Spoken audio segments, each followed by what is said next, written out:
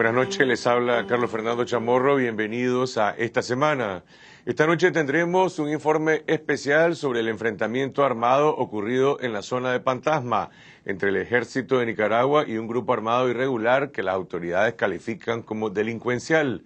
Les presentaremos una entrevista con la doctora Sonia Ortega, científica nicaragüense, directora de la Fundación Nacional de la Ciencia de Estados Unidos, sobre la importancia que deberían tener la ciencia y la innovación en una estrategia nacional de desarrollo. Y al final del programa les mostraremos un fragmento del documental La Revolución Confiscada, y aquí en el estudio estará con nosotros uno de sus directores, el sociólogo francés Gilles Bataillon. Empezamos con el análisis de las noticias en nuestro informe semanal.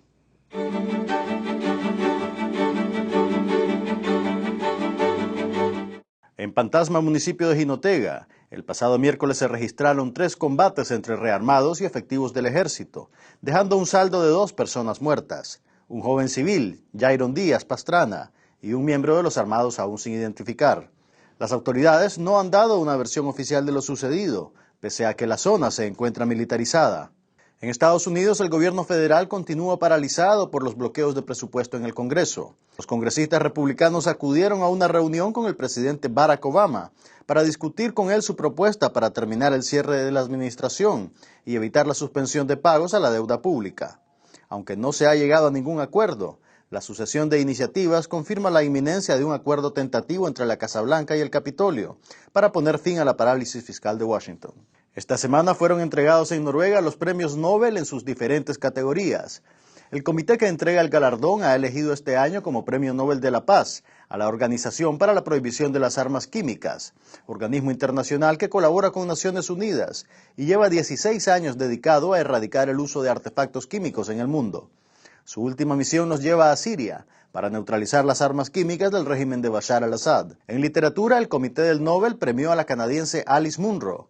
La cuentista es la 13ª mujer y la primera canadiense que obtiene el galardón. Conocida como la Chekhov de Canadá, Munro ha colocado los cimientos del realismo moderno literario de su país, analizando profundamente la psicología de la mujer frente a la sociedad y la familia. Volviendo a Nicaragua, el Instituto Regulador de Transporte del municipio de Managua, Irtranma, aumentó el número de buses que solo admiten pago de pasaje de forma electrónica, mientras que la Superintendencia de Bancos y otras instituciones financieras emprende una auditoría al sistema operativo de la empresa M-Peso. Sin embargo, el compromiso oficialista con el sistema se hizo patente de forma violenta. Este viernes, un grupo de diferentes organizaciones civiles se manifestaron de forma pacífica en contra de M-Peso, pero fueron agredidos a palos y piedras por aproximadamente 50 sujetos a bordo de motocicletas, señalados de ser trabajadores de la alcaldía de Managua. La Policía Nacional se hizo presente, pero no intervino para impedir la violencia contra los ciudadanos. La Corte Suprema de Justicia ya comenzó a tramitar los 32 recursos de inconstitucionalidad interpuestos contra la concesión canalera. Durante el proceso de consulta, los primeros en contestar fueron el comandante Daniel Ortega y el presidente de la Asamblea, René Núñez. Ambos desestimaron los cuestionamientos y alegaron que la ley que cedió soberanía a Wang Jing no es inconstitucional. Así se marca la línea que sin duda seguirá el dictamen de la Corte. Me parece que no se está abordando este tema con ninguna seriedad. Estamos hablando de una ley, la 840 y este acuerdo marco, que trastoca toda la economía, los derechos, la soberanía, la propiedad, la situación ambiental, la manipulación del lago de Nicaragua, etcétera. Pues son tan decisivas los temas, los asuntos que se están tocando, que vos esperarías, viniendo de la Asamblea Nacional y viniendo del Presidente de la República, un documento serio que aborde a fondo cada uno de los temas y de más o menos unos 40 artículos recurridos en distintos recursos, apenas tocan 10 o 12, pero de manera muy general. Esas son algunas de las noticias que tuvieron más impacto durante la semana. Vamos a una pausa y regresamos con los hechos de violencia que han causado conmoción en el país, el enfrentamiento armado en Pantasma y el misterioso crimen en Managua de William Calderón.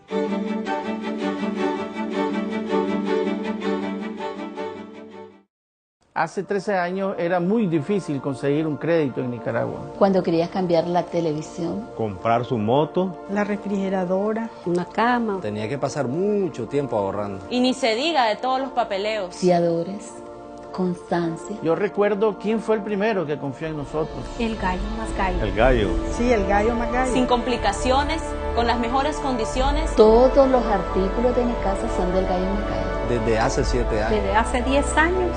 Desde hace 13 años y vamos a seguir confiando en el gallo más gallo.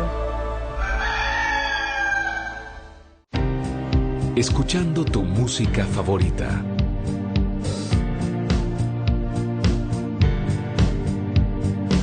Sumergiéndote en una buena lectura.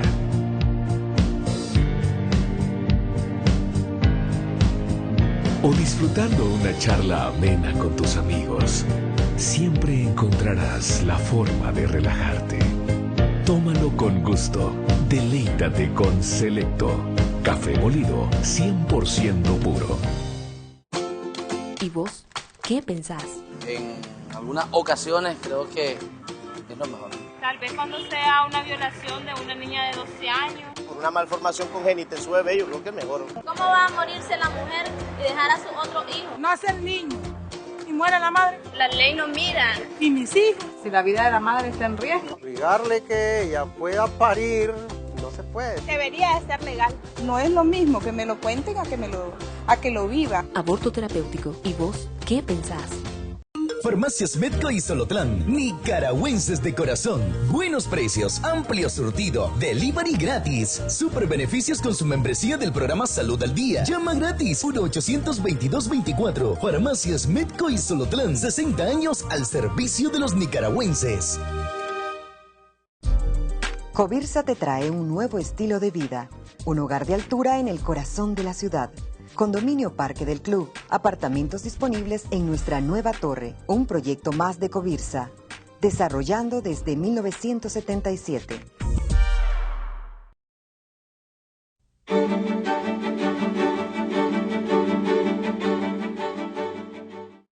El miércoles pasado se produjo en el norte del país un enfrentamiento armado entre el ejército y grupos irregulares con un saldo de 2 muertos. Ismael López estuvo en el municipio de Pantasma y nos cuenta la historia. La casa de Inesilia Pastrán amaneció de luto el miércoles 9 de octubre. Su hijo Yairón Díaz murió a las 7:30 de la mañana en el fuego cruzado del combate entre grupos armados y tropas del ejército. Los vecinos comparten su dolor. Que los maten ya, pues. Perfectamente bien, un muchacho trabajador humilde. ¿A qué se dedicaba él? A trabajar al campo, sembrar maíz, sembrar frijoles. Y eso los hace andar aquí a nosotros viéndolo al muchacho porque sabemos que es un muchacho humilde. Lo han matado de puro gusto. Según la familia, Yairón se dirigía a dejarles alimentos a sus trabajadores. Se escuchó el tiroteo y nosotros se lo imaginó porque de ahí donde estábamos, nos acabamos de salir de decir adiós con él, que él venía a ver los mozos que tenía directamente. Estamos en Anizales, número 3, 12 kilómetros al norte del municipio de Pantasma. Las autoridades de auxilio judicial de Managua llegaron a la comunidad 27 horas después de los acontecimientos. Acordonaron el área y mientras los peritos examinaban el lugar, tropas del ejército y la policía cuidaban que ningún poblador avanzara. Pensamos que lo mataron de puro gusto. Un muchacho que venía a trabajar, ahí está la huerta. Los trabajos, mi hermano, que tenía. Trata de ser fuerte. A la 1:30 de la tarde del viernes, 30 horas después de su muerte, la policía entregó el cuerpo a sus hermanos. ¿Quién la mató? Uno de los muchachos muertos es un trabajador que tenía unas siembras ahí donde fueron los sucesos. Es un muchacho bien conocido, ¿verdad? Aquí en su comunidad, en el casco urbano en Pradera, porque le gustaba el deporte, le gustaba jugar gallo. Díaz era miembro del Comité de Desarrollo Municipal de Pantasma. Fue fiscal del PLI en las pasadas elecciones municipales. Sin embargo, el coronel José Dolores Hernández informó a los periodistas en el norte del país que Díaz era miembro del grupo armado encabezado por Gerardo Gutiérrez, alias El Flaco, que es tildado por las autoridades como delincuente, pero que él mantiene que se ha alzado en armas en contra del gobierno del comandante Daniel Ortega. Después de entregar el cuerpo, los peritos bajaron 300 metros al fondo de esta ladera para examinar otro cadáver. Nadie sabe quién es, pero su ropa y pertrechos militares delatan que pertenecía a los armados. Hombre, nosotros aquí tenemos que ser realistas. La policía entregó el cuerpo al alcalde de Pantasma, Óscar Gadea, y fue sepultado en el cementerio de la comunidad por trabajadores de la alcaldía.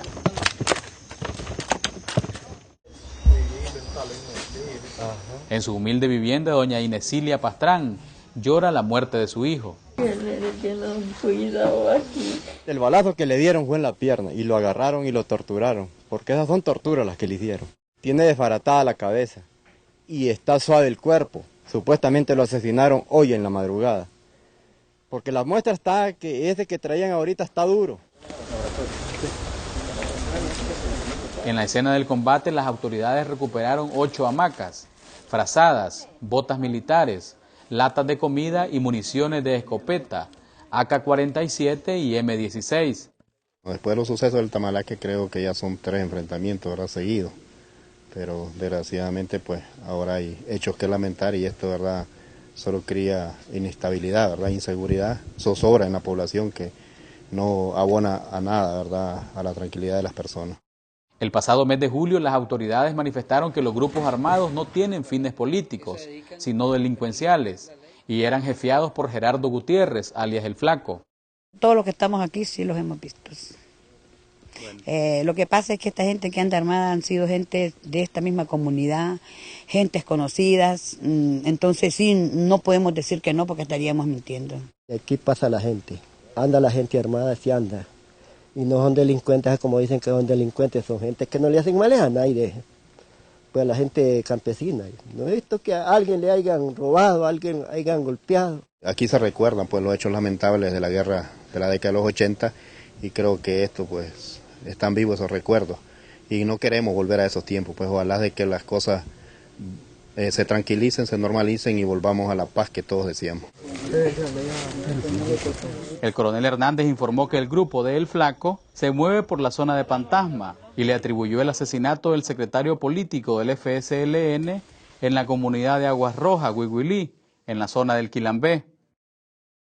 Y de las preguntas que aún quedan sin responder sobre lo que ocurrió en Pantasma, ahora vamos a Managua, donde la policía enfrenta más interrogantes. El asesinato en un bar de la capital de un personaje que estuvo asociado a la investigación de otros hechos delictivos fue oficialmente atribuido a sicarios, que después resultaron ser policías experimentados. Álvaro Navarro nos cuenta la historia del misterioso crimen de William Calderón y las preguntas que le debe a la ciudadanía la Policía Nacional. Según el informe oficial, Pedro Alfonso González disparó 7 balazos contra William Calderón con esta pistola Cesca calibre 32, oculta con otras armas, en la casa de Sergio Meléndez, cómplice del asesinato. La Policía Nacional ha realizado todo un trabajo profesional, con esmero, con responsabilidad, para que en poco tiempo podamos ya tener importantes resultados. La Policía Nacional ocultó la relación de la víctima con otros casos sonados. Primero fue investigado por el asesinato del empresario de clubes nocturnos Jerónimo Polanco en el 2006. Luego fue mencionado en el robo de las armas de la policía en el taller Meinar. Hemos caracterizado a estas personas que tienen una conducta delictiva con antecedentes. Durante la presentación, González y Meléndez intentaron hablar, pero fueron expulsados por órdenes del mismo vocero policial.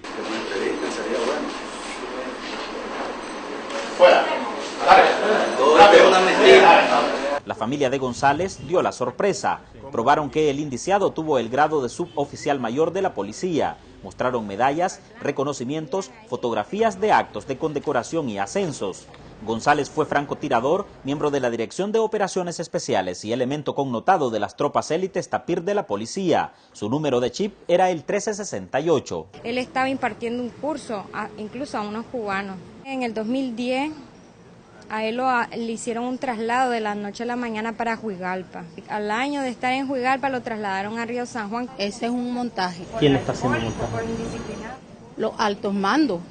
El vocero Fernando Borge apenas declaró al diario La Prensa que le habían dado de baja desde hace un año por indisciplina y alcoholismo. Sin embargo, ni en la presentación ni en la acusación formal mencionan que alguna vez haya integrado sus filas. podría ser que haya una estructura paralela que no conozcamos y que trabaje bajo la sombra, ¿verdad? Necesariamente vinculada con, y yo en este caso quiero ser bastante claro, con algunas personas dentro de la institución y no necesariamente la institución. La madre de Pedro Alfonso González refutó la versión policial sobre el crimen.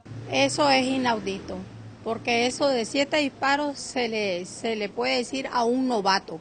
Un francotirador no va a necesitar de 7 disparos para matar a una persona. El experto en seguridad ciudadana Roberto Orozco encontró varias contradicciones en la investigación. Contradicciones como fundamentales como que el González haya disparado con la mano izquierda cuando él a todas luces aparentemente es derecho, cuando veo que está siendo condecorado por el exinspector general de la Policía Nacional, cuando veo todas las medallas que ha recibido, está ante un currículum bastante bueno, limpio y casi impecable, ¿verdad?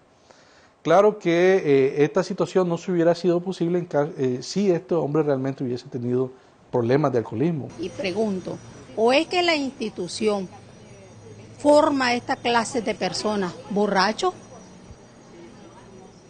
¿Sicarios? ¿O desertores? Orozco también cuestionó que la policía guardara silencio sobre su pertenencia al cuerpo de seguridad y las circunstancias de su baja. Una baja administrativa no se puede dar de la noche a la mañana, es decir, yo te retiro porque quiero retirarte y punto. William Calderón vivía en Las Américas 2, era conocido como La Tortuga. Los vecinos saben de sus actividades en el mundo criminal. Todo el mundo maneja que él era proxeneta y además de proxeneta que vendía armas y drogas. Él caminaba armado y caminaba con escolta. Lo mirabas y te causaba miedo. La pinta de él era de delincuente, la verdad, un delincuente en un camionetón. Esta semana intentó contactar a la familia de Calderón, pero ahora su casa permanece vacía. Tratamos de localizar sin éxito a Jacqueline Soto, quien acompañaba a la víctima el día del crimen. El juicio fue programado para el 17 de octubre. La policía aún no presenta al tercer involucrado que conducía la motocicleta que llevó al asesino hasta el bar de Camilo. La madre de González pasa sus días con incertidumbre por la seguridad de su hijo. Porque tiene mucho conocimiento, tiene mucha información de altos mandos. Vamos a una pausa y regresamos con la doctora Sonia Ortega, destacada científica nicaragüense, directora de la Fundación Nacional de Ciencia en Estados Unidos, para hablar sobre los retos que enfrenta Nicaragua en materia de ciencia e innovación.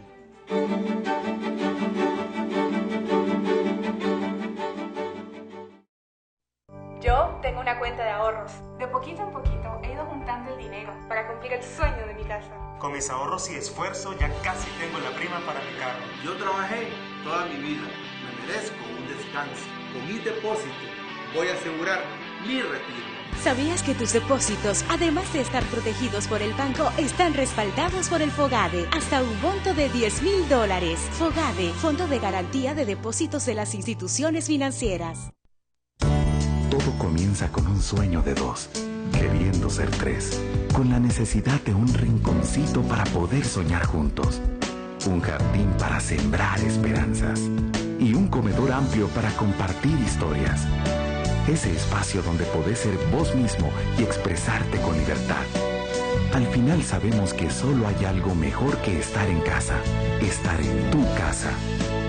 Préstamo de vivienda. BDF. Simplifícate.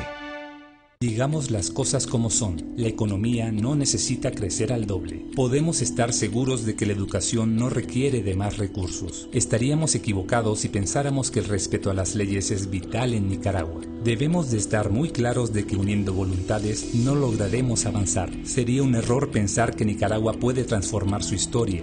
Pero si cambiamos estas ideas y hacemos la diferencia, Nicaragua puede transformar su historia. Sería un error pensar que uniendo voluntades no lograremos avanzar. Debemos de estar muy claros de que el respeto a las leyes es vital en Nicaragua. Estaríamos equivocados si pensáramos que la educación no requiere de más recursos. Podemos estar seguros de que la economía necesita crecer al doble. Digamos las cosas como son. Invirtamos más en la calidad de la educación básica y técnica. Juguemos limpio, cumplamos las reglas. Necesitamos crecer al doble para generar empleos y elevar nuestro bienestar. Nicaragua necesita crecer al doble. Fundación Nicaragüense para el Desarrollo Económico y Social, FUNIDES.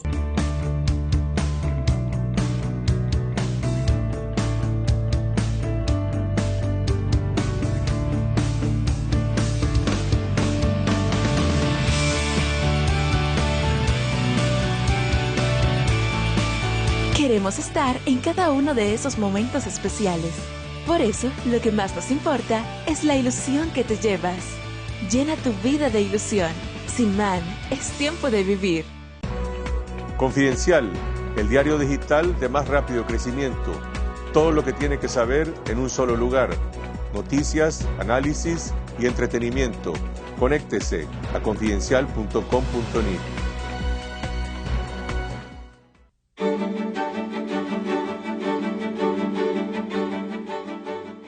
Esta semana se celebró en Managua un foro convocado por la Academia de Ciencias en torno a un tema fundamental para el país, la creación de una alianza con los profesionales y científicos de la diáspora nicaragüense. Este foro reunió a una decena de destacados científicos nacionales que residen y trabajan en el extranjero en universidades o instituciones científicas, entre ellos la doctora Sonia Ortega, originaria de San Marcos, Carazo, bióloga de formación especializada en ecología marina. La doctora Ortega ha realizado investigaciones en los ecosistemas marinos costeros de Brasil, Costa Rica, Estados Unidos y otros países. Ha participado en investigaciones científicas en la Antártida, donde permaneció durante un mes, y desde hace más de 20 años trabaja como directora de programas de la Fundación Nacional de la Ciencia de Estados Unidos. La National Science Foundation es una agencia federal del gobierno de Estados Unidos que impulsa investigación y educación en todos los campos no médicos de la ciencia y la ingeniería, con un presupuesto anual de más de $7.000 millones. La Academia de Ciencias de Nicaragua le ofreció un homenaje a la doctora Ortega, quien pronunció el discurso inaugural de esta conferencia bajo el tema Educación en Ciencias para el Desarrollo, pensando en los desafíos de Nicaragua. Y para conocer su visión sobre este tema que pareciera no estar en la agenda de prioridades del país, nos acompaña la doctora Sonia Ortega. Buenas noches, doctora, un honor tenerla con nosotros. El honor es mío, muchas gracias por invitarme.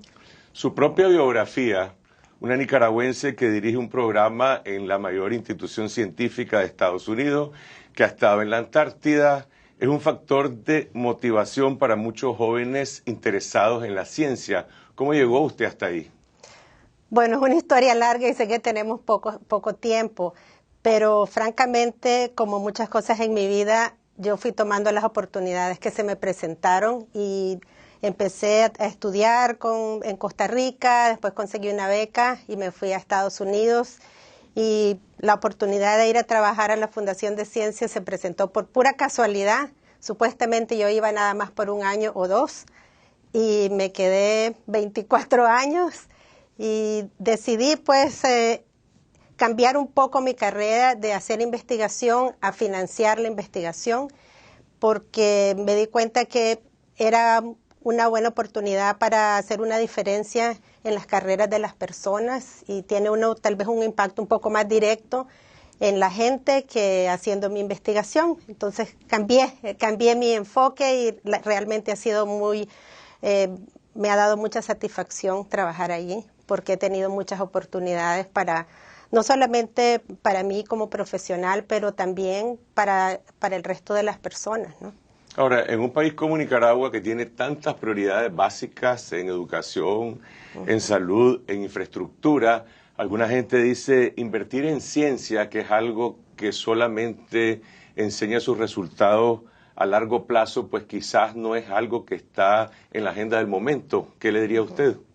Bueno, yo creo que si nosotros como país aquí en Nicaragua queremos ponernos como parte del mundo, ¿no? Tenemos que saltar, como han hecho muchos países emergentes. Vemos Brasil, vemos la India, la China. Ellos están invirtiendo millones de dólares en la ciencia. Para mí, por ejemplo, ayer yo presenté una comparación de Nicaragua con Singapur. Singapur es un país que se independizó en 1965 y tiene 5.3 millones de habitantes. Sin embargo, ellos están financiando la ciencia y la tecnología porque francamente es una fuente de ingresos para el país. Ellos están patentando, ellos están atrayendo miles de científicos. Una de las instituciones que yo visité el mes pasado, ellos traen 4.000 científicos de 60 países del mundo cada año.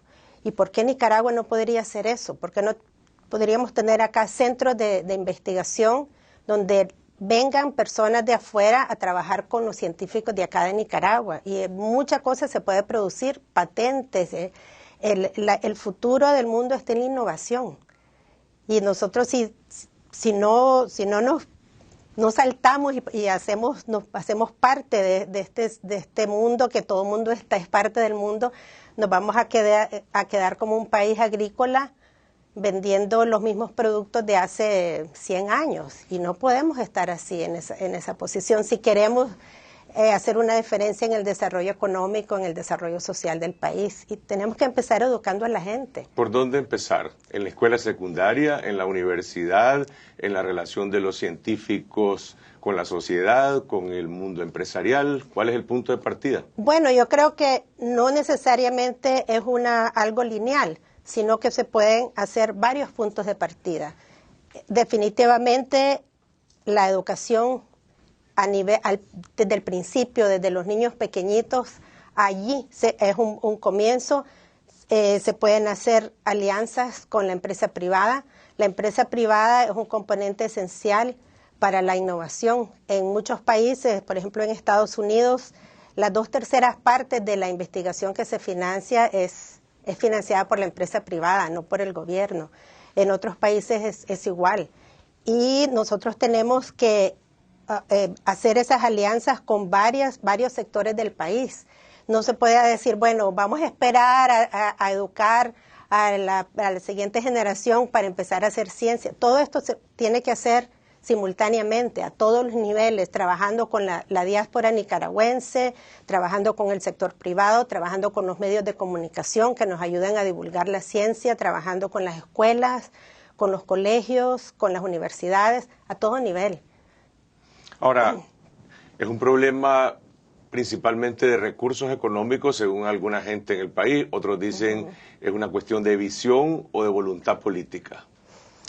Bueno, yo creo que nosotros tenemos que cambiar el perfil de Nicaragua.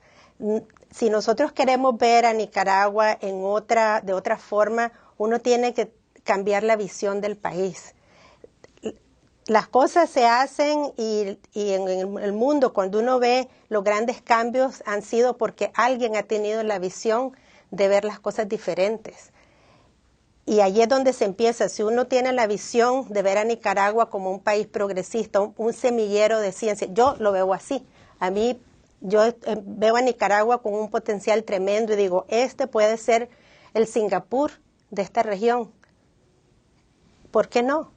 La visión predominante en estos tiempos de Nicaragua pareciera ser que se genere un milagro. El comandante Ortega incluso ha hablado de ir a la tierra prometida y se habla de la construcción de un gran megaproyecto como el canal interoceánico. Todavía no se sabe si ese megaproyecto podría llegar a ser una realidad, si es viable o no, pero pareciera que las expectativas están centradas en una gran obra de infraestructura y no necesariamente en probablemente lo que tenemos que hacer día a día en materia de educación. Sí, yo creo que, bueno, la infraestructura es importante, pero para mí me parece que nosotros acá en Nicaragua tenemos que enfocar en invertir en la gente. En invertir en la gente, claro, invertir en la infraestructura también, como dije antes, en varios sectores, pero tenemos que empezar a preparar, hay que becar a los estudiantes, hay que trabajar con los jóvenes, hay que estimular a los jóvenes. Acá en Nicaragua y en muchos países se piensa que la ciencia es algo muy esotérico, que la ciencia es como de lujo, que la ciencia es solamente para cierto sector de la población, que es algo que en países desarrollados no funciona, y es todo lo contrario. La ciencia tiene que tener un lugar prioritario esa visión tiene que existir allí para que toda la gente, anoche yo decía, es la ciencia y el trabajar para esa visión es función de todos los sectores del país. No puede decir, va a ser solamente la Academia de Ciencias la que va a tener esa responsabilidad. La responsabilidad es de todos los sectores de la sociedad, todos. No, ahí sí que no se queda nadie por fuera. Todo el mundo tiene que empezar con esa visión, porque yo creo que todo el mundo puede colaborar y contribuir al desarrollo científico. Por ejemplo, en Canadá hay unas actividades que lo llaman ellos Science Citizens, que son los ciudadanos que ayudan, contribuyen a colectar datos de la gente que hace ciencia y se entrenan, y van a colectar datos y esos datos contribuyen al desarrollo científico. Eso se podía hacer acá, muy, muy sencillo y no requiere grandes inversiones de dinero, requiere voluntad, requiere un cambio de cultura, requiere esa necesidad de ver que todos podemos contribuir a la ciencia y que la gente vea y dice, bueno, yo también puedo contribuir, yo estoy poniendo mi granito de arena para esa visión, para ver a Nicaragua en otro perfil. En Nicaragua hay una institución, el CONICIT, el Consejo Nacional de la Ciencia y Tecnología, adscrito a la vicepresidencia, que debería, según su mandato, coordinar, liderar, promover esta visión. El CONICIT tiene un presupuesto de $250,000 al año, menos del 0.05% del Producto Interno Bruto del país. Es decir, ¿quién puede y debe liderar este esfuerzo? Claro, eso también son planes generales. El año pasado yo estuve en Malasia 2 meses, porque Malasia es un país emergente que ellos se consideran casi desarrollados y ellos están dedicados, como su plan de 10 años de desarrollo incluye del 1.5 al 2% del PIB para la ciencia. Ya está incluido allí como plan, porque si no se necesitan fondos, pero se necesita la política que diga, ok, todos estamos de acuerdo que se dedique cierto presupuesto para apoyar, para fomentar. ¿Cómo están los estándares de otros países latinoamericanos? Usted mencionó Brasil, Chile, claro, Costa Rica, Uruguay. ¿Cómo andan las tendencias, digamos, en materia de la prioridad que ocupa la ciencia en la agenda de desarrollo? Brasil, por ejemplo. Brasil, el CAPES, que es una institución del gobierno, tiene un programa ahorita que se llama el programa Sandwich. Brasil está mandando 100,000 estudiantes brasileros. Está becando a 100,000 estudiantes para que se preparen en áreas de ciencia y tecnología. Es un montón de gente. Todos estos 100,000 estudiantes van a ser los profesionales de Brasil dentro de un par de años. Chile ha dedicado mucho esfuerzo y también, por ejemplo, Chile acaba de adoptar la idea del programa con el que yo trabajaba en la Fundación de Ciencias, que es que los estudiantes de posgrado estén conectados con los maestros y maestras de las escuelas y con los niños pequeños para que los niños empiecen a hacer ciencia desde chiquitos. ¿Cómo se garantiza en instituciones como en la que usted trabaja, la Fundación de la Ciencia en Estados Unidos y otras como las que ha mencionado en América Latina, que las becas, que las inversiones en ciencia y educación se correspondan a los méritos de los investigadores, a su desarrollo y que no se mezclen con clientelismo, que no se mezclen con favoritismo, con esa especie de vicios a los que estamos bastante contaminados en América Latina? Sí, hay pautas, ¿no? Por ejemplo, el año pasado cuando yo estuve en Malasia quiere establecer una institución igual a la Fundación Nacional de Ciencias y parte de lo que yo llegué a hacer era asesorarlos precisamente en eso, cómo se hacen las evaluaciones de los proyectos sin favoritismo, porque existen reglas para evitar los conflictos de intereses, existen formas de evitar el favoritismo, evitar o sea, en las propuestas en la Fundación Nacional de Ciencias se seleccionan basado en mérito, nada más. Y cuando se hacen las evaluaciones, las personas que tienen un conflicto de interés, por ejemplo, que estén en la misma institución o que hayan trabajado con otra persona, ellos no pueden evaluar esas propuestas. Hay muchas pautas y esto no es tan complicado hacer. Yo estuve en Costa Rica en los 90 precisamente haciendo algo así y me decían, pero en un país tan pequeño como Costa Rica todo el mundo se conoce.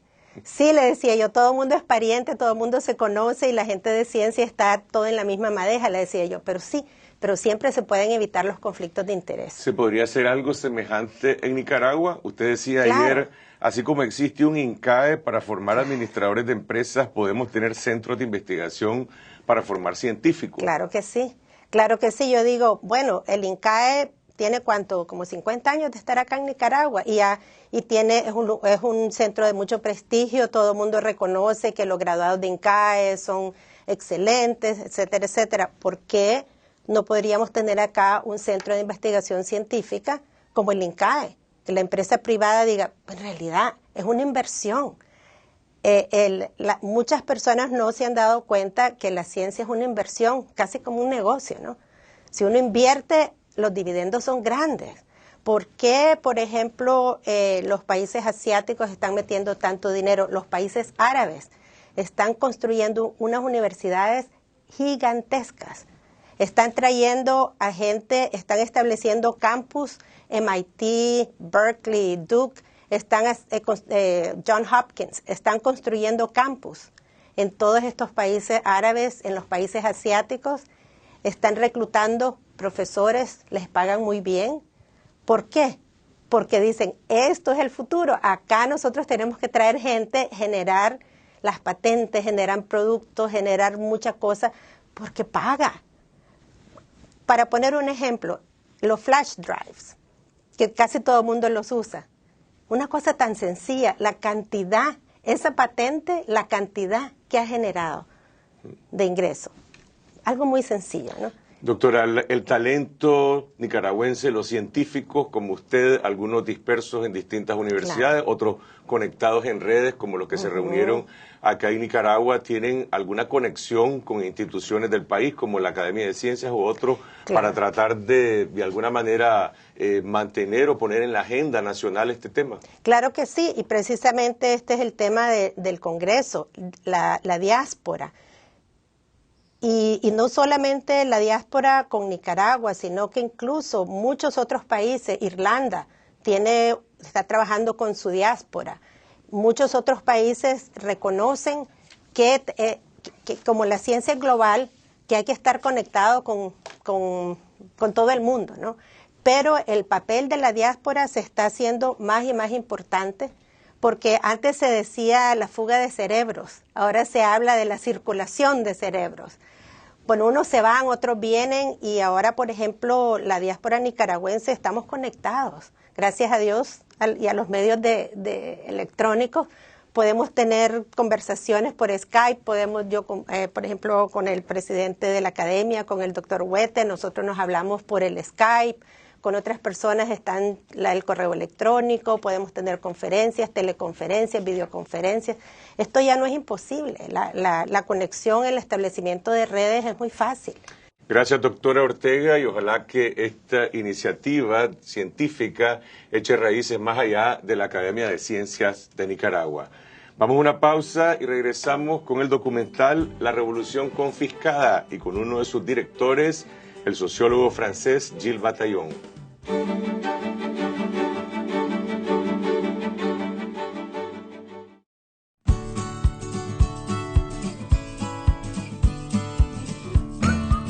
¿Tenés un smartphone metido en la cabeza? ¡Go Smart! Sácatelo y llévatelo en un combo, todo incluido. Go Smart. Pásate a pospago y llévate un smartphone como el Samsung Galaxy Pocket, el B-Mobile AX510 o el Nokia Lumia 520, con minutos, mensajes y navegación, todo incluido en un mismo plan. Movistar. Compartida, la vida es más. Recorra Nicaragua entera con elegancia y seguridad en un vehículo de Lugo Rentacar. En Lugo Rentacar, usted puede alquilar el vehículo de su conveniencia, en las mejores condiciones y a los mejores precios.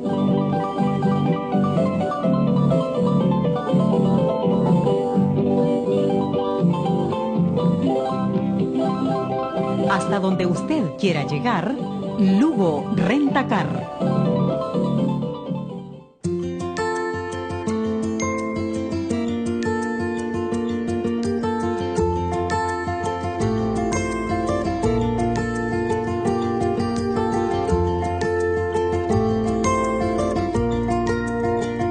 Despiertas todas las mañanas, lo primero que haces es informarte sobre la verdad. La Prensa, 87 años, despertando con la verdad a Nicaragua.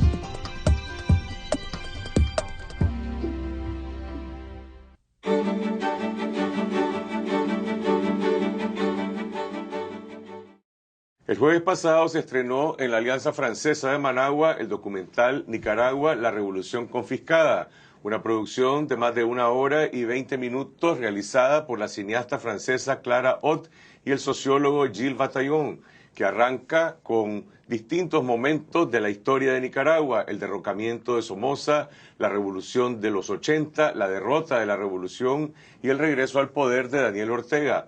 Un largo recorrido histórico a través de la mirada autocrítica de algunos de sus protagonistas, como el comandante Henry Ruiz, el ex vicepresidente Sergio Ramírez, la exguerrillera Dora María Telles y el ex miembro de la Junta de Gobierno Moisés Hassan. La película ha sido presentada en distintos foros y festivales internacionales y fue difundida en Francia por el canal de televisión Arte.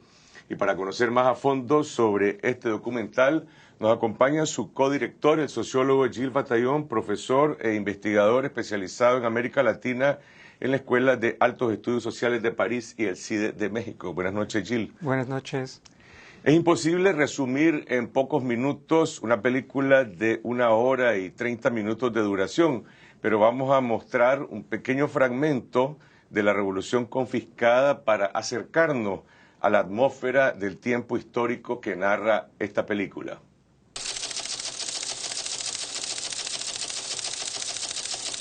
No hay leche, no hay queso, no hay huevo, no hay arroz, no hay azúcar, no hay hielo, no hay nada. Pero aquí es lo que tiene crítica, nada hay, aquí nada hay, porque no va a comprar queso, no hay. Va a comprar arroz una cantidad de reales, va el taco de jabón 15 pesos. ¿Y qué es lo que hay? ¿Y por qué dicen que no hay las cosas entonces? Porque el tiempo de antes era estado más favorable. El principal problema de la crisis económica que vive Nicaragua es que nosotros tenemos altos déficits en divisas, altos déficits en dólares. Este plan económico lo estamos haciendo este año con un déficit de 300 millones de dólares que todavía no hemos podido cubrir. Mientras esos dólares hagan falta, porque estamos siendo víctimas de un bloqueo financiero, de un bloqueo económico, que es parte de la guerra, todas las medidas económicas que nosotros tomemos no pueden ser medidas a largo plazo. De la producción, pues, que los den de comer, porque a mí me dan 5 libras de arroz y con 5 libras de arroz no le voy a dar de comer a 9 hijos. ¿Y a qué cree que se debe eso? Y hay, porque ellos mismos dicen que la comida que hay aquí hay que menorarla porque dice para los que están peleando. ¿Y usted cree que no es importante mandar para Y los que están peleando dicen que no les dan de comer, que les dan caramelo y agua. ¿Cómo se entiende eso? Pues se debe a... ¿Y por qué hay hambre? Está jodiendo Eso no le puedo pagar. ¿Por qué hay hambre? Eso se debe. Eso es lo que queda, a eso se debe. Ustedes que son yanquis. Empezó a racionarse la alimentación y entonces se dio una tarjeta de racionamiento. Y a la tarjeta de racionamiento, la demagogia lo llamó la tarjeta de garantía. Los problemas que hemos tenido, pues yo creo que no se los podemos achacar pues al gobierno revolucionario, sino pues al imperialismo.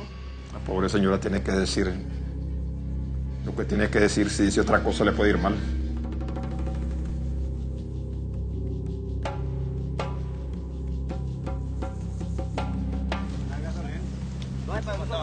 No, ya digo, puta, no, compadre. No nos quieren vender gasolina, ¿qué crees que hagamos nosotros?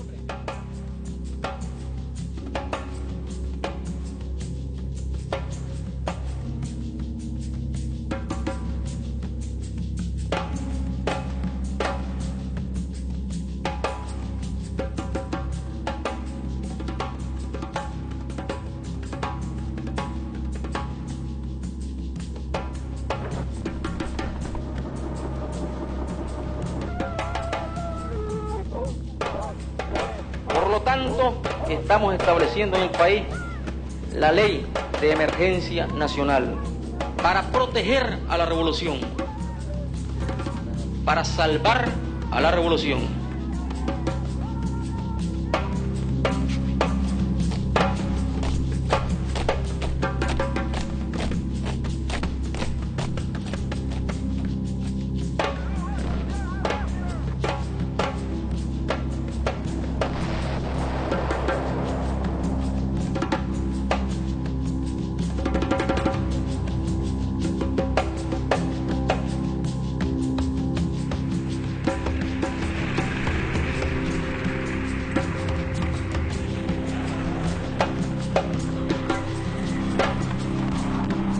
Queremos combatientes arrojados, combatientes que no vacilen para tirarse encima de una trinchera de un nido de ametralladoras enemigas, combatientes que no tengan vacilación alguna en enfrentarse al enemigo y que sean capaces de renunciar a la vida. A los inclaudicables, permanentemente defensores de la libertad conquistada y la libertad y en nuestros enemigos imperialistas, sobre todo.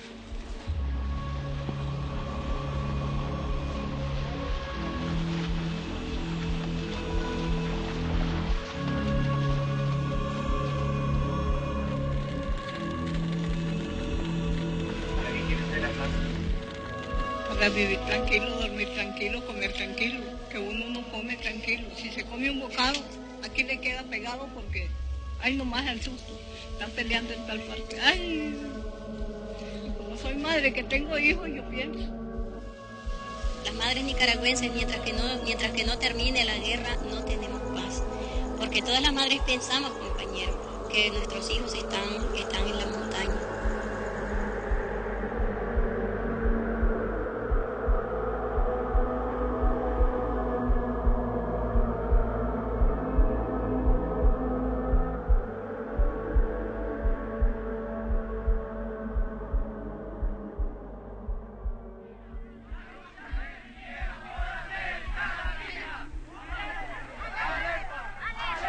Con esta mentalidad, de este tono autoritario, esta mentalidad dogmática que se exigía de los ciudadanos que abdicaran de sí mismos, a la gente, pues, de abdicara de su yo, de sus propios deseos, de su familia, de cualquier cosa, porque eras un soldadito de plomo.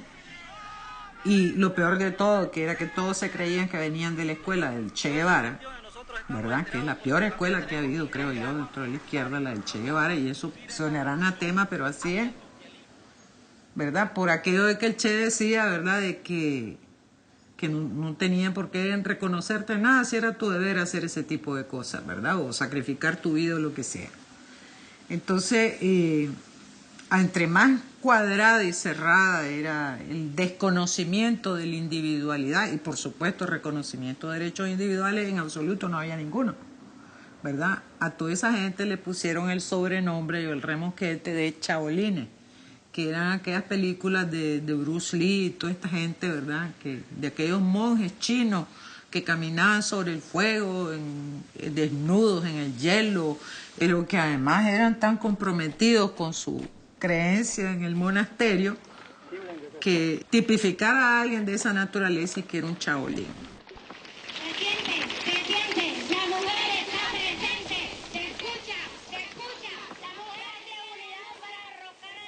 Pero fue un famoso 8 de marzo en que nos reunimos en el Olof Palme. Allí habían como unas 3.000 mujeres de todo el país y todo el mundo estaba demandando el tema de, por un lado, o el aborto o el tema de los anticonceptivos, que es el día famoso en que Daniel Ortega dice que las mujeres tenemos que reproducirnos para reponer los muertos de la guerra, ¿verdad? Que ahí ardió Troya con todas nosotras. Había una posición supuestamente oficial de los derechos de la emancipación de la mujer y toda esta historia, que era el discurso oficial de la revolución, y por el otro lado salía Daniel Ortega mandándonos a parir como vacas a toditas. Entonces siempre se estaban postergando para cuando terminara la guerra, para cuando el país estuviera en paz, temas que eran de fondo, pues. Y yo creo que eso no solo pasó con las mujeres, pasó con todos.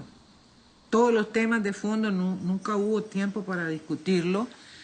Y era una larga cadena de respuestas improvisadas.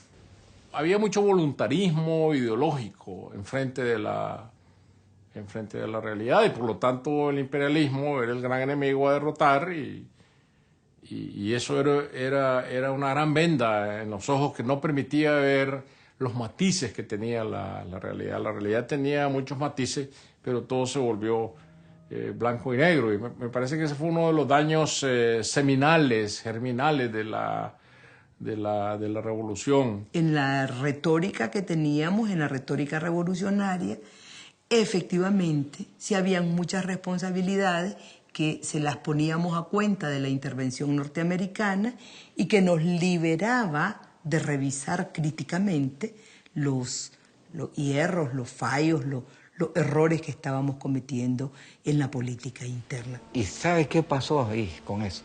No pudimos ver en la prensa, me refiero a prensa, la crítica necesaria que demandaba la revolución.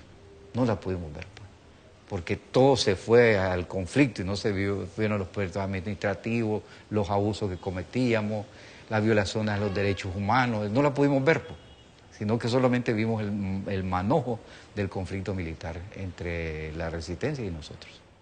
Esta gente de la dirección, los Ortega y compañía, se enfermaron de la cabeza, y demasiada gente de alto nivel político e intelectual empezó a alabarlo. Y Daniel Ortega sigue todavía. Daniel Ortega sigue empeñado en creer que él es un personaje a nivel internacional, que él es importante a nivel internacional. Él sigue empeñado en creer y quiere jugar un papel destacado. Él quiere ser Fidel Castro, más, pero Fidel Castro, por supuesto, es un hombre de estatura internacional. Hay una obsesión megalómana y buena parte de sus acciones tienen esa motivación. Quiero ser importante a nivel, que cuenten conmigo.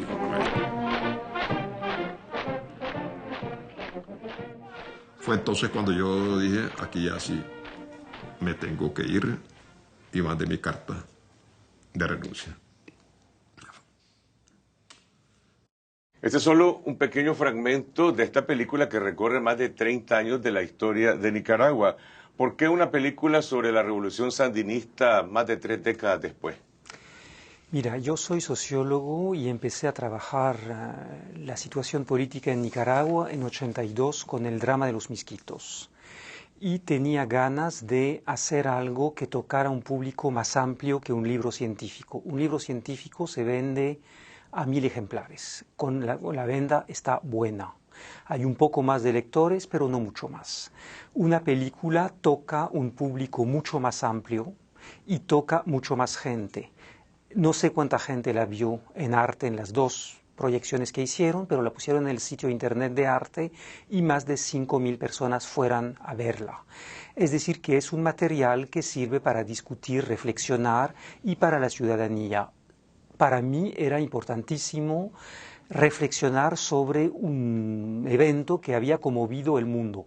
Es la última revolución del siglo XX, es una revolución que despierta expectativas enormes, por fin se reconcilia la libertad y la igualdad, el marxismo y la religión, y se piensa que se va a construir un modelo social de tipo nuevo. Este modelo fracasa. Y lo que me interesaba mucho era dar la palabra a gente que había sido parte de este movimiento y que tenía una distancia crítica. Y tengo que saludar, digamos, el sentido del honor en el sentido más fuerte de la palabra que tuvieron los 8 protagonistas que se prestaron al juego de las entrevistas. Ahora, ¿no contemplaste entrevistar a los seguidores de Daniel Ortega o al propio Daniel Ortega, quienes posiblemente consideran que Nicaragua sigue estando en una revolución y no estarían de acuerdo con esta tesis de la revolución confiscada? No lo consideré porque pienso que ellos hablaron mucho, tiene mucha difusión lo que dicen, y pienso que gente con espíritu más crítico tiene mucho menos difusión. Y me interesaba dar a oír voces que hablaban por cuenta propia, con libertad y con una actitud autocrítica. Daniel Ortega o otros comandantes que están con él, pienso un asesor suyo que es un tipo extremadamente inteligente como Bayardo Arce, son como políticos en Estados Unidos, en Francia, que justifican lo que hicieron y encuentran una razón a todos los zigzags que pueden hacer en una carrera política. Lo que antes no se podía, ahora se puede, en el tiempo antes ya no se podía, ahora es tiempo de esto. Y no me interesaba tener un discurso, digamos, una especie de hagiografía de la historia que se había contemplado. Lo que me interesaba era que gente reflexionara y tomara distancia crítica. Y me parecía que las personas que entrevisté, había otras posibles, pero eran las más calificadas para hacer esta reflexión. Y este libro tiene además muchísimo material histórico, imágenes de la época, pero vos has publicado antes libros, por ejemplo, sobre la génesis de las guerras civiles en Centroamérica y otros sobre la guerrilla misquita en la Nicaragua de los años 80. En este caso, en esta película también se muestra la otra cara, la cara de la contra, la cara campesina, la cara de la guerra, pero no era necesario mostrar también esas otras voces de la gente que vivió la revolución desde otra perspectiva. Me parece que era necesario, pero digamos, una película dura 52 minutos y con mucha suerte 1 hora y media lo que nos tocó. Y no era posible abarcar todo. La idea mía es, después de hacer esta primera película, por ejemplo, de hacer una película sobre la historia de la Mosquitia, es decir, qué significó la revolución el 19 de julio en Puerto Cabezas, Bilwi, en Huaspam, en el río Coco, en Tuapí, en Sandy Bay, y cómo la gente tiene una inmensa ilusión con Misurasata, cómo esta ilusión se fracasa en el año 80 y cómo la gente va a la guerra pensando que iba a ser una guerra corta y que rehusan todos los clichés de la propaganda sandinista, volando de victoria en victoria, 50 años de lucha sandinista, y piensan que en 6 meses regresan victoriosos en Puerto Cabeza. Pasaron por otras pruebas y me interesa hacer entrevistas con esta gente y hacer otra película con eso. La idea que tengo es que la película que hicimos con Clara Ott es una película, no es la película. Y espero que otros, animados por esto, discrepando con lo que hemos puesto en escena, digan, pero esto no nos parece una visión correcta y vamos a hacer otra. Más películas habrá, mejor será. La historia es un coro. Es decir, hay hechos evidentes, el 19 de julio la Junta de Gobierno llega a tal momento, pero interpretar cómo se compone la Junta, sus decisiones, hay, digamos, teorías diversas que se oponen, analizando los mismos hechos sobre los cuales hay que tener consenso. ¿Cómo valorás las reacciones que la película ya ha producido? La presentaste en Managua, la presentaste en León, ante un auditorio nutrido, habían jóvenes, había todo tipo de gente. Es decir, esta película se leerá de manera distinta de acuerdo a distintas generaciones. Lo que me interesó mucho y que me conmovió mucho más allá del placer de estar con la gente que había entrevistado, que no puedo esconder que fue muy importante para mí, es de ver que la juventud nicaragüense, gente que eran niños cuando la revolución o que nacieron un poco después, están interesados en conocer lo que pasó, ver imágenes de archivos, ver los protagonistas, comentar esto, más allá de una hagiografía, y hay sed de discusión, y esto me pareció muy importante. La gente que está viendo esta entrevista, Jill, se preguntará, ¿y cómo puedo ver la película? ¿Estará a disposición del público, ya sea en DVD, a través de internet? ¿Se mostrará a través de las salas de cine? ¿Qué planes tiene? Los planes que tengo es de ver cómo se puede organizar nuevas programaciones en las dos alianzas aquí, o las tres alianzas francesas aquí, porque tuvimos que cerrar la puerta porque había demasiada gente ya y no cabían más, y mucha gente se quedó frustrada y no pudo entrar. Hay una persona que entrevistamos para la película que no pudo entrar, cosa que lamento profundamente, y espero que se podrán hacer otras proyecciones en la alianza que tienen la inmensa ventaja de ser gratis. Pero me parece que esto no impide que se hagan unas proyecciones a través de las cadenas de cines aquí. Hay varias otras películas que se difundieron así y que fueron éxitos de taquilla, y me gustaría que la gente pueda ver, discutir, discrepar con lo que decimos, y si se puede hacer una difusión por DVD vendiéndola, me pareciera muy importante, y que se vendiera barato. ¿Y la posibilidad de ponerle en línea? Esto es una cosa que tengo que discutir con la productora, y los productores son más temerosos frente a estas cosas que los que hicieron la película y que quieren que la vean. Gracias, Gilles Bataillon, codirector de la película La Revolución Confiscada. Gracias a ustedes por acogernos en sus hogares. Los invitamos a enviarnos sus críticas y sugerencias a través de nuestra página en Facebook. Síguenos en Twitter a lo largo de la semana en la dirección @cfche, y nos vemos el próximo domingo aquí en Canal 12, siempre a las 8 de la noche. Mientras tanto, que pasen una buena semana. Buenas noches.